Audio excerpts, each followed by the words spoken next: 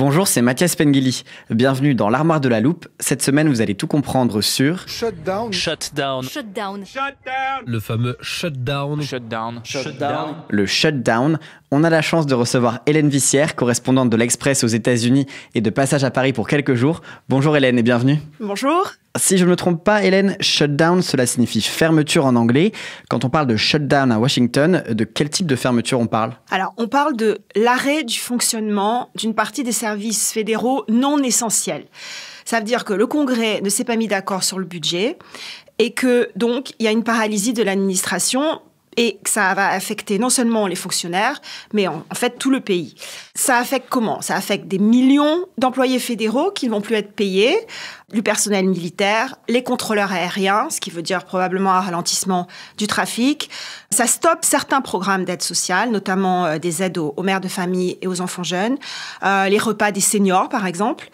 Et plus anecdotique, à Washington, on peut plus se marier parce que le bureau de l'État civil est fermé, les parcs nationaux sont fermés, les musées et surtout, aux grandes dames des fans, les webcams des cages des pandas du zoo de Washington ont un écran noir. Mais comment on peut arriver à une telle situation ? Alors, le Congrès doit se mettre d'accord sur une douzaine de lois de finances chaque année, avant le 30 septembre.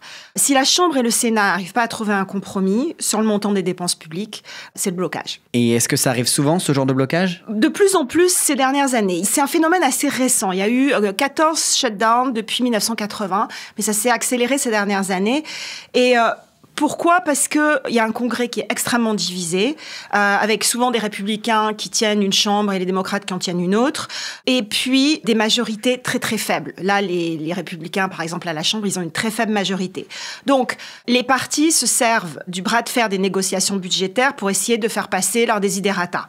La plupart des shutdowns sont très courts, moins de 3 jours, et les élus arrivent à un compromis, mais il y en a qui sont plus longs. Plus long, c'est-à-dire ? Alors, en 2013, il y en a un qui a duré 16 jours sous Barack Obama, lorsqu'il était président. Les républicains voulaient supprimer le financement de sa réforme de santé.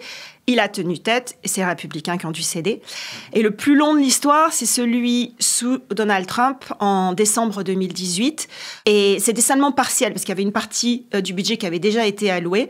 Donald Trump voulait inclure dans le projet de loi de finances 6 milliards de dollars pour construire son mur à la frontière mexicaine. Et ça a duré 35 jours.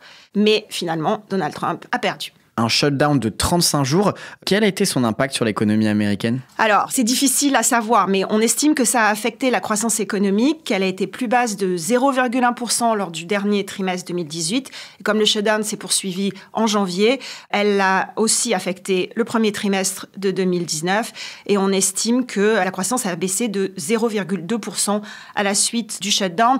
Pourquoi ? Principalement parce que les fonctionnaires des millions de fonctionnaires sont mis au chômage technique et il y a des retards de paiement sur les dépenses publiques. Hélène, si on revient à cette année, on a donc dépassé la date limite des négociations le 30 septembre.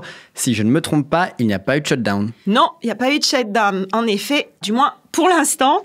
Cette fois, en fait, le shutdown, il est un peu différent. La bataille, elle est un peu moins entre démocrates et républicains. Elle est plus entre républicains et républicains. Il y a un petit groupe d'élus de la droite dure, des Trumpistes principalement, qui voulaient absolument réduire les dépenses budgétaires.